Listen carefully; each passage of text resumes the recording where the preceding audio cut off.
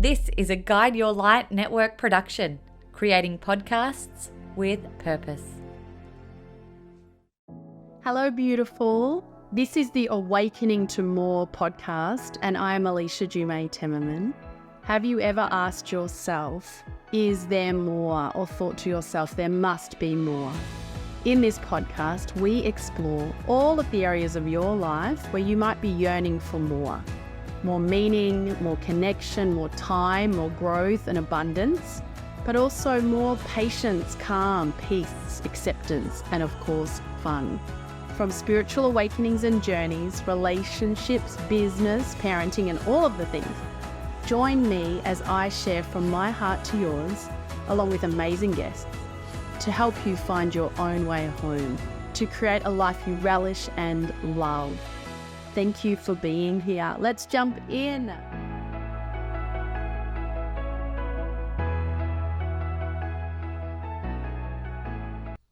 Welcome, beautiful. Episode 8, your spiritual awakening journey. This is a big topic, and I'm not going to be able to cover everything, and I may not do it fully justice because there'll be people that can share more about this topic. I can really just talk to you mainly about my own experience, my own journey, which is a continuing one on the daily. I'm not sure where you are on your journey. And I know for me, when things really started to ramp up in my spiritual awakening journey, I didn't really have many people that I could talk to about this. I didn't have mentors really in this space, except for one that helped me early on.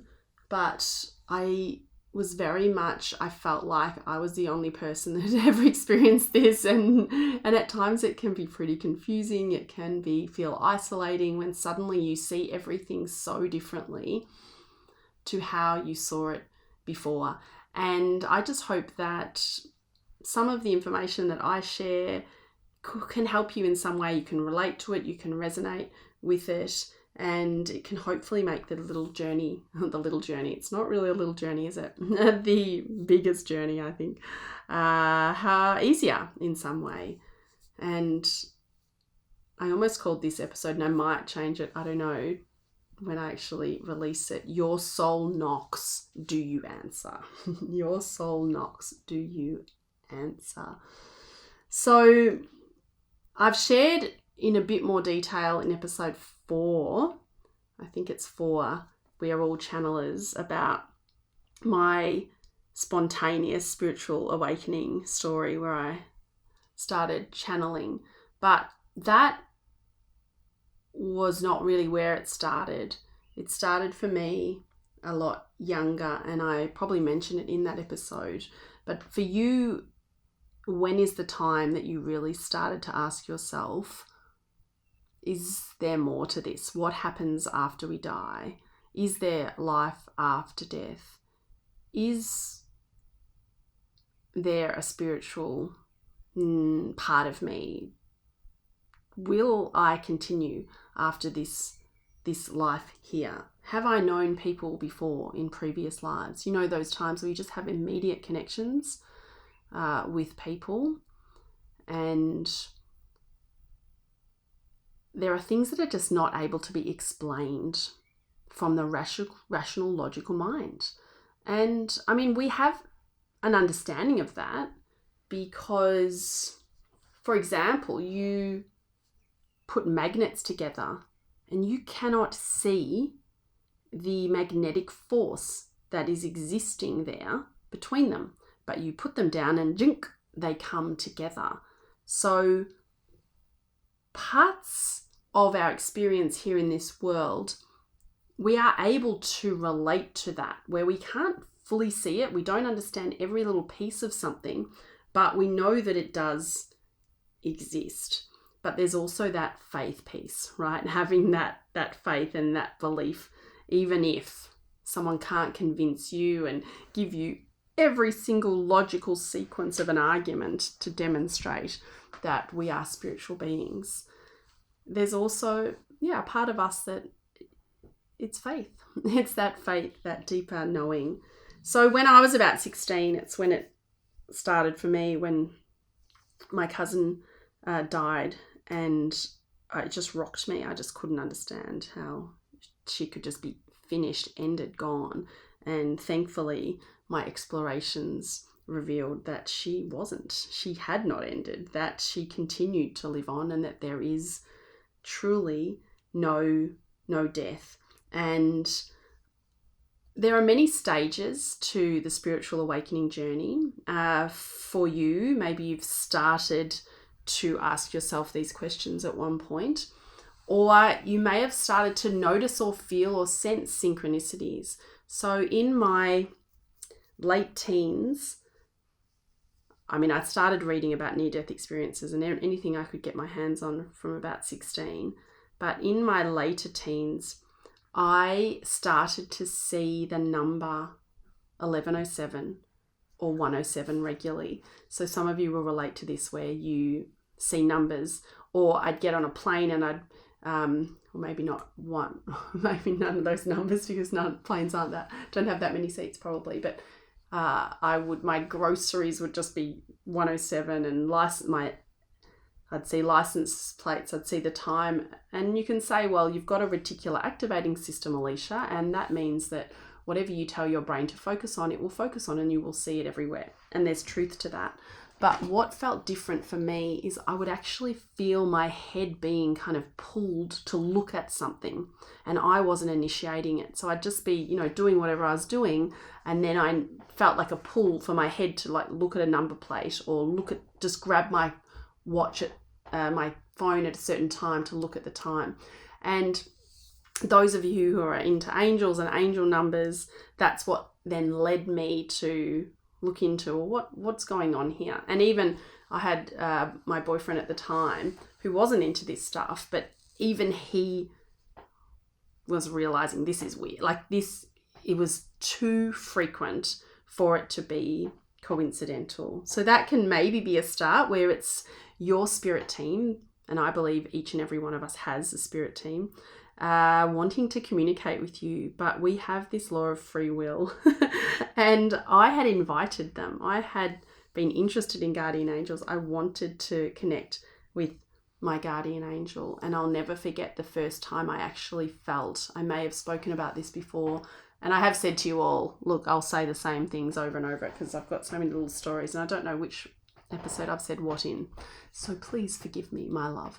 And I remember being in a particular bedroom, and this was at a house that I was living in Camberwell, and I remember really wanting to communicate with my guardian angel and asking for something, you ask for a sign, and I felt her literally embrace me. I just felt it was like the embrace of an angel, literally lying in my bed. I was like, wow. That was very, very, very cool. I think that post-dated the actual starting of the channeling. So the first stage of the awakening journey is really often precipitated by some form of suffering, actually.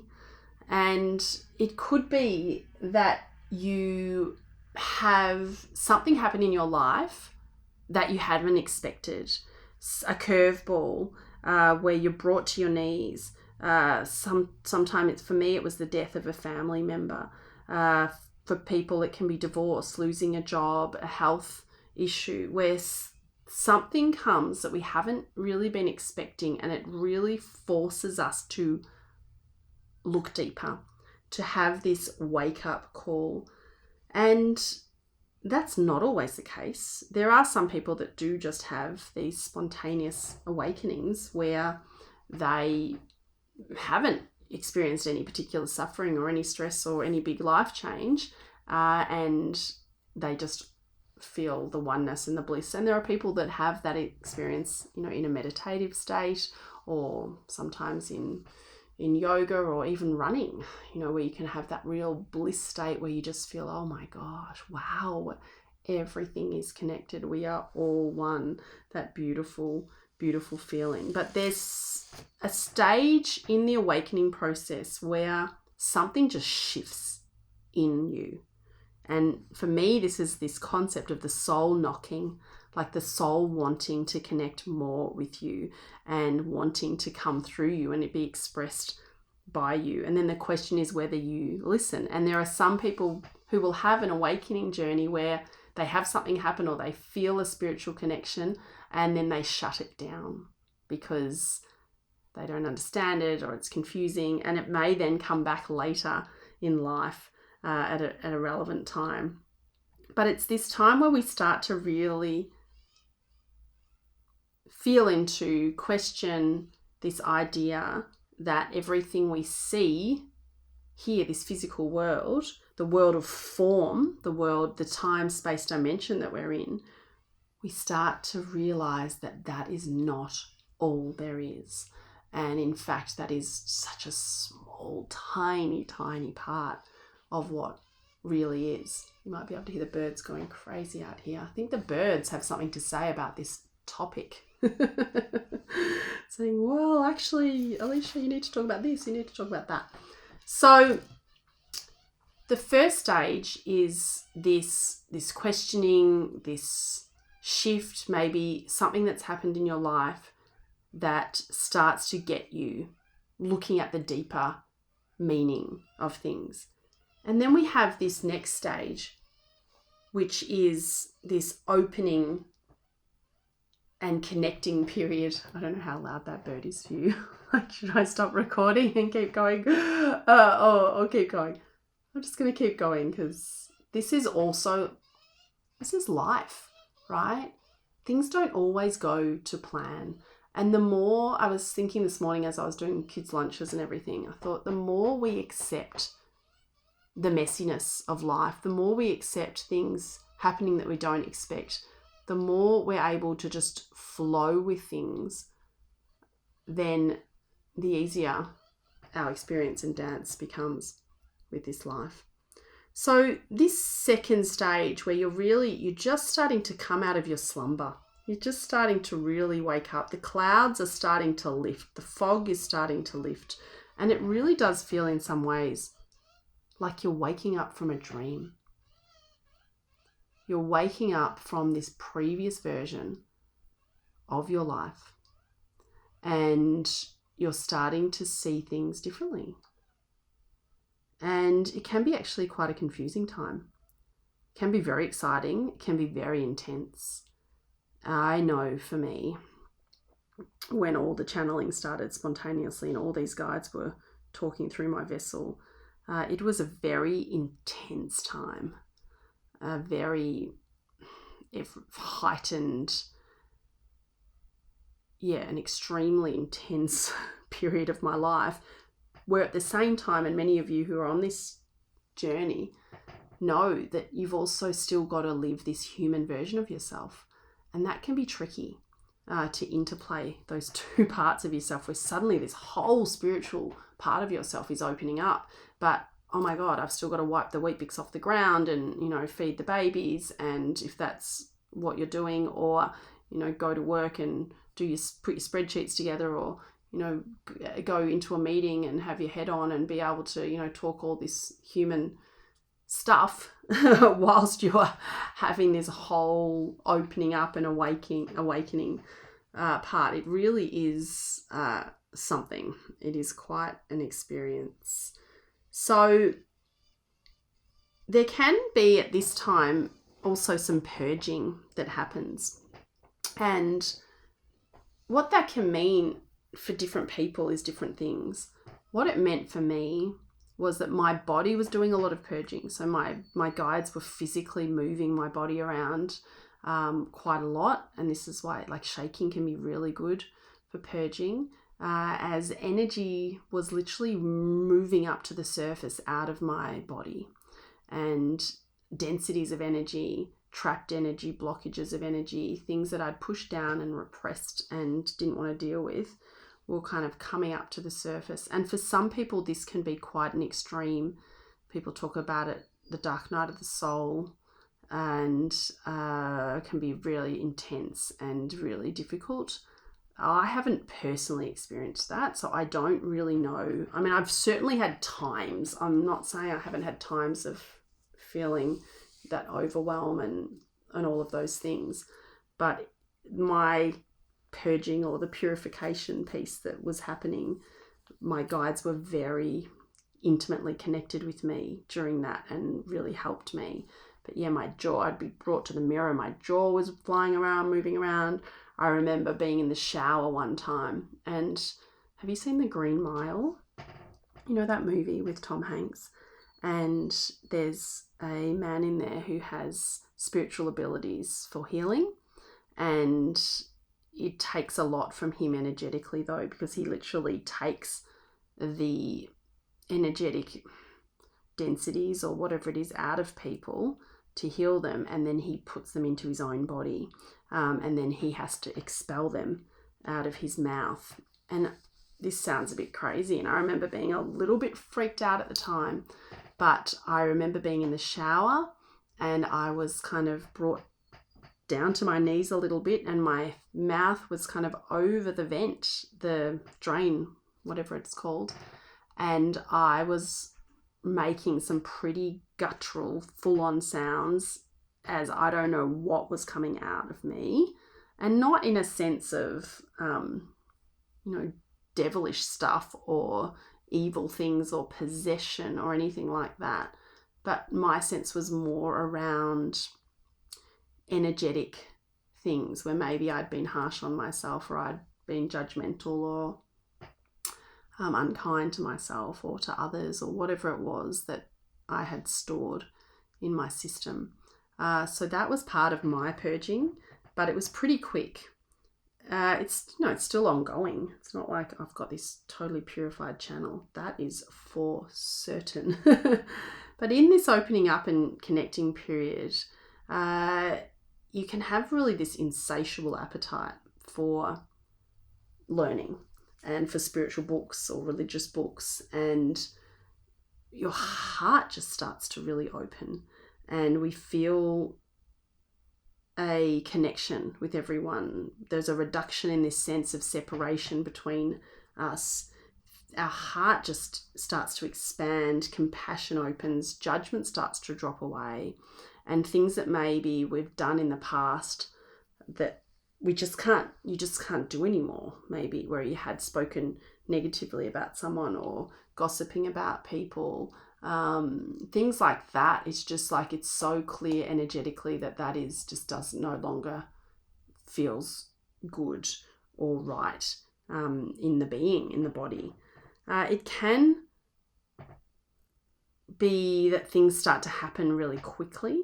So you think of something and then it starts to suddenly, like the time lag between thinking, I know manifestation, that word's a bit on trend, and things actually coming into actuality, it can seem to come a little bit faster. So there's kind of this like honeymoon period with spiritual awakening, except for the purging part doesn't sound that fun, but where you just go, oh my God, and you wake up and there's so much more to this, and I'm not going to die, and I'm here just experiencing, and everyone's connected, and I'm coming back into love, and it just feels, everything feels colorful, everything feels bright.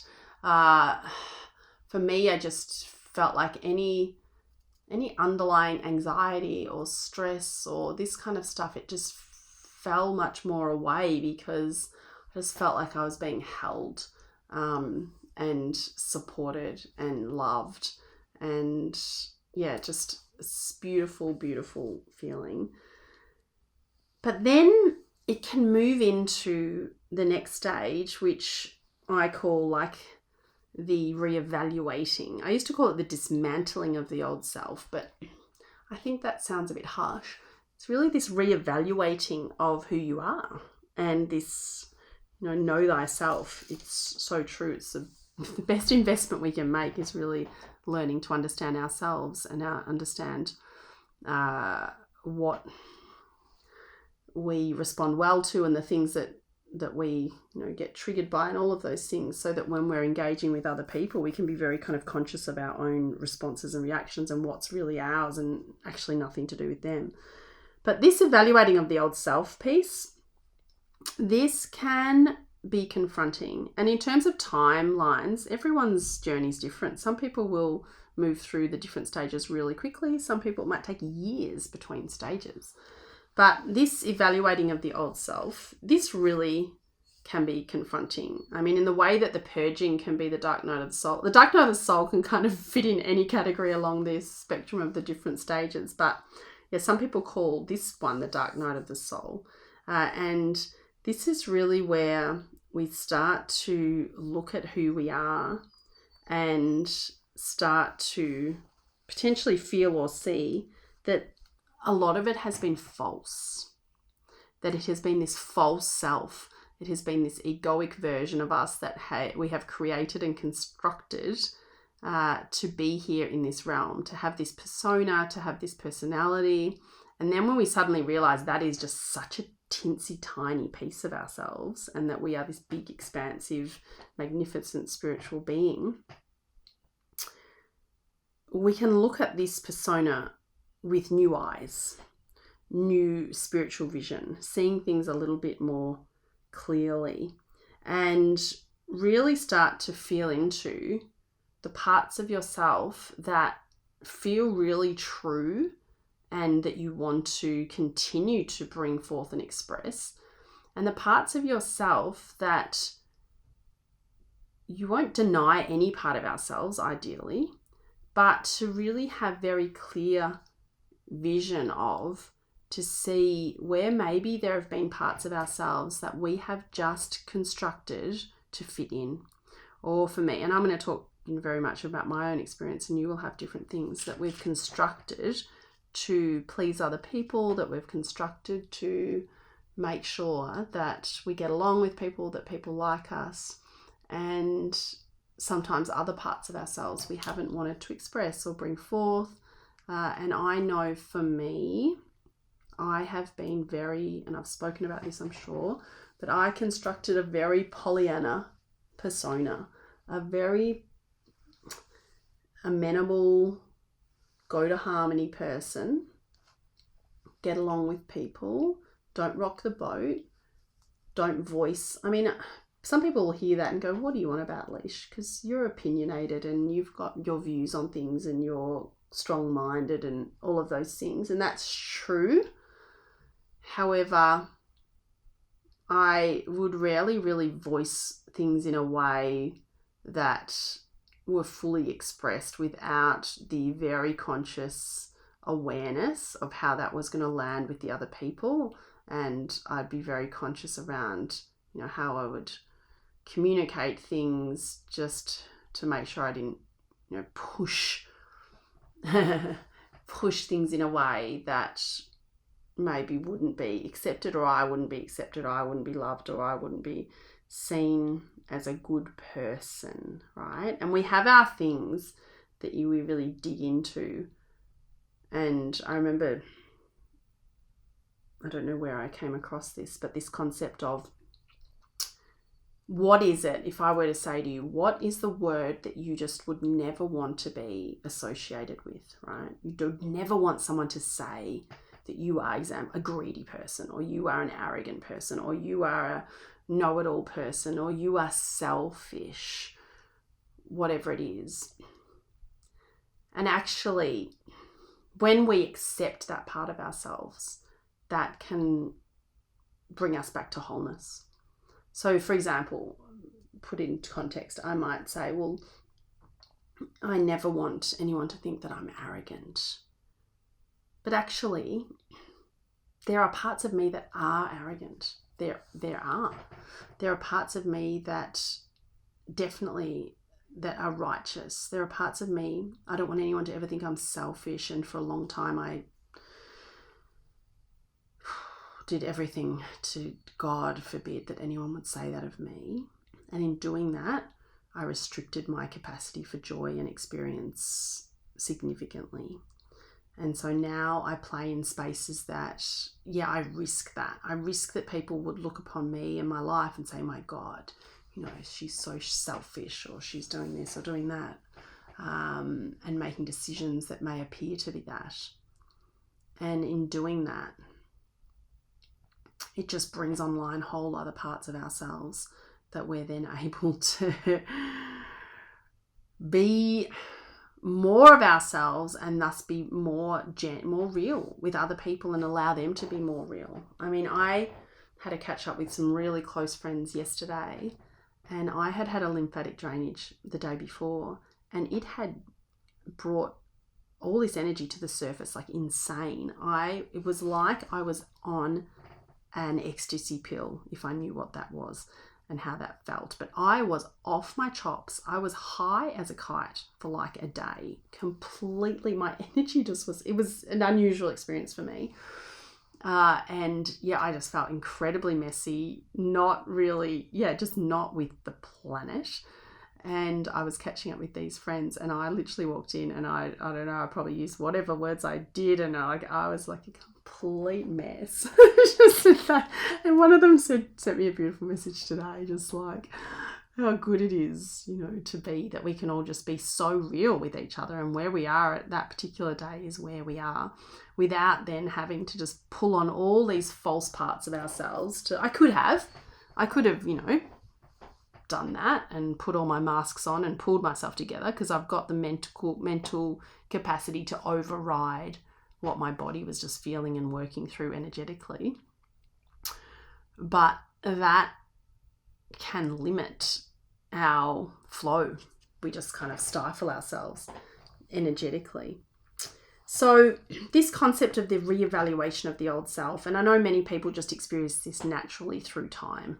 I've often said, 0 to 40 felt like to me this constructed version of myself, this adapted version of creating this persona, and I'm this kind of a person, I'm not that kind of a person. And we can get very black and white with ourselves and rules about how we are and how we're not, and not a lot of flexibility sometimes. And then from 40 onwards, as we just become more comfortable in our skin, and more of the true real version of ourselves starts to come out. And so people who knew me kind of pre-40, I'd say you don't really, because that was just this play nice kind of version of myself that wasn't really prepared to expose all the parts of myself. And that's an ongoing process. But those of you who've read Joseph Campbell, this concept of this hero's journey, we must be willing to let go of the life we planned.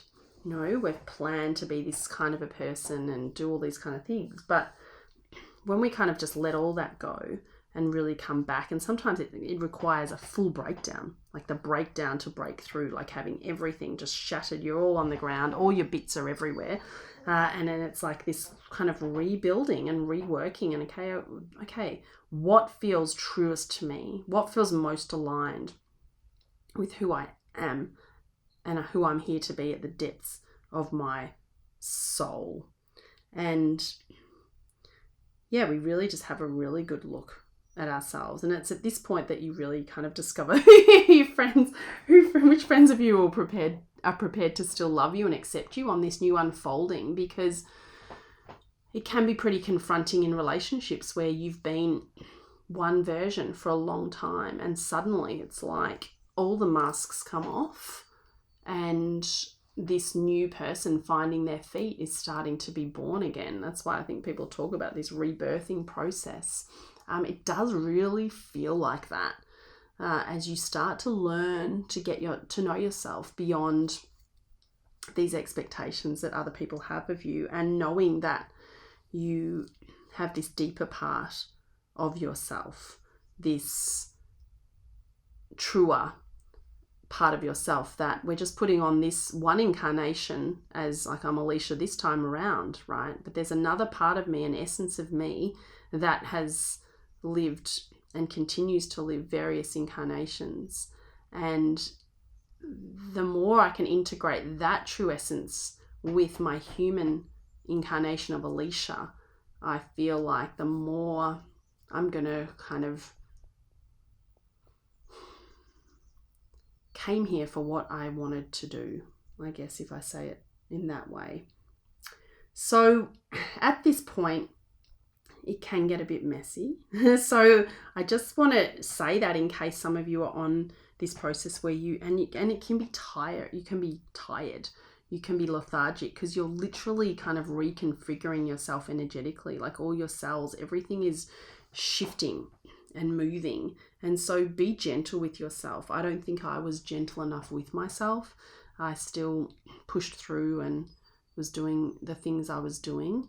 But the more you can really take the time out to just be in silence, get into nature, and you'll feel more naturally drawn to nature. Like I wasn't ever really a big nature person, but that's been a really big change for me that I've noticed since this awakening. You just feel, I don't know, you feel the buzz and the vibration of everything more. You feel the aliveness of everything. You feel when you walk past a tree, I don't know, you just feel drawn to the crazy one hugging the tree. And even my 8-year-old daughter, actually, she said to our 6-year-old son yesterday, she said, Sam, do you know everything is moving? Everything is moving in the world. Everything is moving. And I said, yeah, like this table, that's also moving and everything's vibrating. And she said, she looks at her little brother and she goes, even you, Sam, even you. I mean, he is actually moving. Like you can see him flying around all over the place. But this idea of this frequency of everything vibrating and they're not being actual separation between the whole tapestry and the whole puzzle. So you start to feel, you can hear yourself more. Like you drown out the outside noises more. And I feel like it's given me more courage to take more risks, more courage to listen to my inner voice more, even when it's not made sense, even when it's been inconvenient. So yeah, this can be a tricky time in some ways. It can be a really tricky time, and it can bring forward a lot of changes in your life, in career, relationships, friendships, getting really clear actually on what you do actually like and what you don't like truly, not what you've just been told is good or told is bad. So it's really like a recalibration stage. And for me, it became more and more difficult for me to lie to myself. It became more and more difficult for me to not be congruent with what I was feeling and how I was acting. Whereas we don't actually realize until we open our eyes to all of this stuff, how much we can trick our mind and how we don't see what we don't want to see, for example, because I'd put on my Pollyanna view of things and I just couldn't see bad in anyone or anything. And not that there is bad, but I couldn't see, it was difficult for me to see sometimes things, sometimes things are right in front of us, but we don't want to see it. So we become more comfortable just voicing ourselves a little bit more. The inner knowing gets stronger, and there just feels like a growing alignment between your soul and who you are and who you want to be in the world. And some signs of this can be your sensitivities increasing. For me, that actually increased to such a degree that, and this sounds a bit like an oxymoron given I've just said my previous Pollyanna, and then you start to see things a bit more clearly, but I just became so sensitive. My sensitivity to chemicals has always been strong, but that just like went next level. So if someone sprays perfume next to me, I just literally couldn't breathe. Anything to do with chemicals, that I have really struggled with even more since the awakening stuff has really ramped up. And things that I used to be able to watch, I just couldn't watch anymore.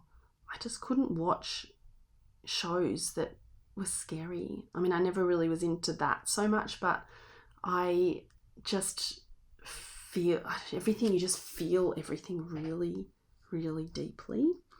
And yeah, if something's scary, I just feel like I can only watch delightful things, which, can be tricky.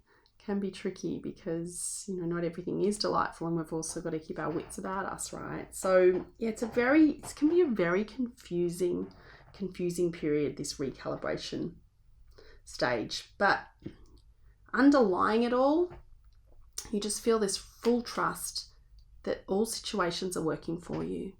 And no matter what it looks like on the outside, knowing that actually this is good. You're having an interaction with a human and it feels icky, but my commitment has just moved stronger and stronger to just honest conversations, commitment to say what I feel, to say if it's a no, to not continue to do and say yes to all the things that you're just dishonoring yourself and overscheduling. And I go through waves of that. Like, I go through periods where I'm really good with that, and then I feel like I get back into my old self and my old ways again. And I have actually been I've taken on a little bit too much work, and that you start to feel the ramifications of that when you kind of go against it again. And that's where I am. Whereas, in my work, I made lots of decisions that weren't good financially, in the sense of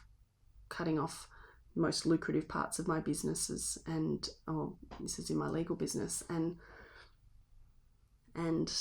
just last week I took on a matter that was to be a mediation, which is what I do, and I love doing those in workplaces, and then it shifted to no longer being a mediation and doing more of a review of allegations of bullying and things like that. And I've moved away from that space. But because I was kind of engaged to do it, I then thought, I can do that.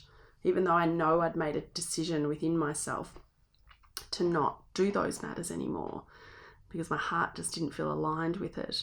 But I just went along and I did that. And now I just feel like, oh, Alicia, here you go. You've just now kind of gone back on that decision you'd made. And I feel kind of the energetic ramifications of that I'm feeling now. And it's just a good reminder of staying with your integrity. And even though it's difficult in the moment maybe to say no to something, it will feel good energetically. Saying no opens up other doors and things like that. So yeah, it can be a tricky time. And then moving from that phase, that can continue and is continuing for me. But we then ultimately we move into this really bigger sense of expanded love, freedom, and integrity, where we've kind of gone through our evaluation of ourselves and we're much clearer with who we are. And we can be less strict on ourselves as well, though, in the sense that we just can flow a little bit more, trust our soul, and know that we can't control everything. And we no longer need to. Because we kind of surrender and hand the reins over to the infinite intelligence, to all that is and all that will ever be, to allow access to our channel to flow through as we have this incarnation and we intermingle with that creator. And that can be so good on the human physical level. When we do that energetically, we do that intentionally, because the impact on our nervous system, it's like you finally can just let go. You finally can allow your nervous system to regulate. You finally can reduce the sense of threats and fears everywhere, because we know that none of it will hurt us ultimately, that we are supported fully. We can never die. We are eternal, magnificent beings that we know that we can bear it all. And I know for many of you, you're going through many things that feel unbearable and feel really tricky and overwhelming. I'm speaking to a lot of people who are experiencing a lot of stuff, and there's a lot of tiredness, there's a lot of lethargy, and I know that the personal journey of being here is not smooth sailing. It's not for me. That's for sure. But just coming back to why it's worth it, why it's worth continuing on this spiritual path, because we can have this divine human experience where the messy parts are all playing out, but we're just held, we're good, we've got this. And you can continue to remind yourself each day, it's okay, darling. It's okay. You don't have to just draw on your own human strength for this. If you have just rely upon your own self, then okay, this is going to be really tricky and really, smash yourself, and it might smash us into the ground a bit and throw us all around. But there's always spirit ready to help us, to breathe life into us, for us to access. I just did that this morning. I haven't had the greatest, I sleep very well usually, and I just had a couple of nights coming off the back of that massage, lymphatic massage, where I was completely wired. And so I haven't slept a lot the last couple of days. And then I just had an interview for someone else's channel or podcast, and I thought, okay, I could say no, I could just cancel this. And yeah, maybe I'll do that. And then I thought, okay, do I want to cancel that? Because if I want to, I will. I thought, no, I want to have that conversation because it's actually going to be energizing for me. However, I'm not at my normal energetic self. So I'm just going to call upon spirit to support me in that session and to help me and to guide me and to help find the word that I need when I need it. And I put the intention that interview or session conversation, that was going to be fully energizing for me. And so actually, after an hour and a half of talking with this beautiful woman on her channel, I came out of that just feeling energized, uplifted. So you can use your intention when you've got tricky things that maybe you haven't got the energy for, where you can just utilize that as a vehicle to alchemize that energy to help you for whatever it is that you need to do on that particular day, because we've still got to live this human experience. So I probably could go on and on, but I'm going to try and keep it short because, my loves, I am about to go for a massage and I am very much looking forward to that. It's been a big week of all of various things and a beautiful way to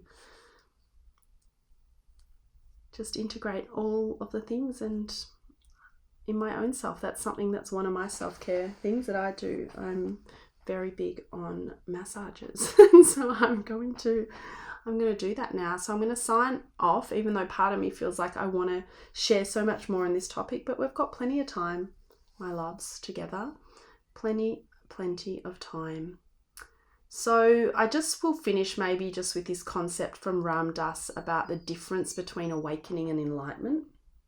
So awakening is when we realize that this is not real, that we are here kind of as avatars playing in the game of life, but it's meaningful, it's not trivial, and having this human experience, but it's not who we truly are.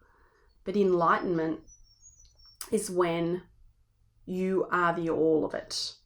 You are all that will ever, you're all of it. You're no longer really, as he says, Ram Dass, you become nobody. So your ego, your persona, like literally kind of dissolves back into all that is, and time, space, none of that exists. So enlightenment, that nirvana experience, and many of you may have touched into that, where you've had meditations and you just feel like you lose your body, you lose your mind, you just like dissolve, you're just like floating around and everything just feels like so delicious. So it's like on the cusp of it. Personally, I don't feel I've ever experienced like full-blown nirvana, and may never in this lifetime. So if you've got questions for me, let me know. I'm so appreciate. Thank you. Lots of you have been doing reviews and rating and doing all those things and sharing the podcast and giving lots of feedback. It's really helpful because this is something that is a bit of a passion, a bit of a love project, fitting this in and around life.